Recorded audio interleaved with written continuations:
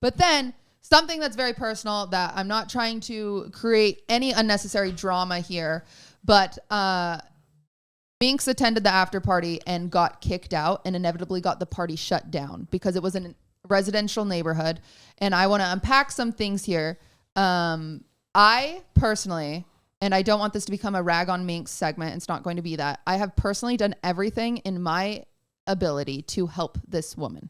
I have tried everything. She has been my friend for years up until a point last year when she had pushed me past my boundaries where I had to say, hey, like, this is too much for me. This is unhealthy for me.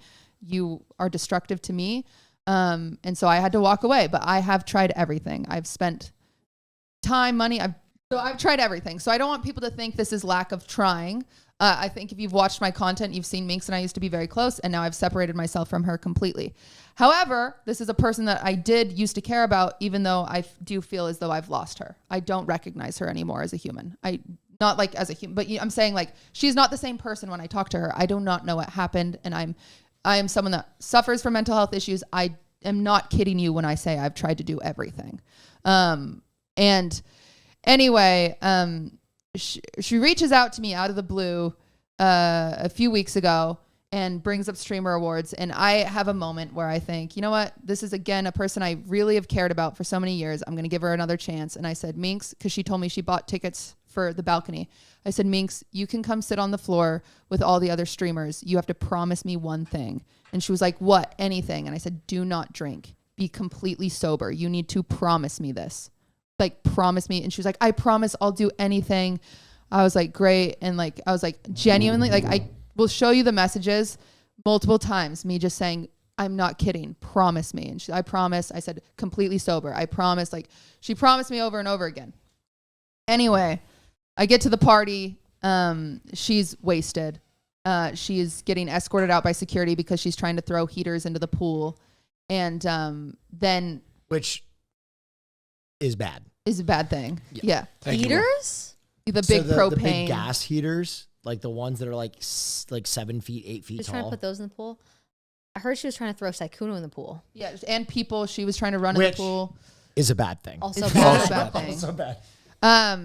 And so I'm being told that like security's handling it, and I'm like, you know what? I have to deal with this other problem, so hopefully security handles it. Apparently, upon walking her out, she went limp with the intention of making it harder to kick her out. You know, dead body weight is much harder to that. And in doing so, then tactical. Tactical. Some other stuff happens. All of a sudden, she's just laying on the ground, limp, and no longer cooperating and getting removed from the party. Now, her friend that is with her is very concerned. Obviously, now I'm getting concerned because this is someone's safety. And you know, we're trying to figure out, does she need an Uber home? Does she need an Uber to an emergency room? What should we do? By the time I get called out there, they're telling me the party needs to be shut down because since she's in the front yard, neighbors are starting to come out because it's causing a scene.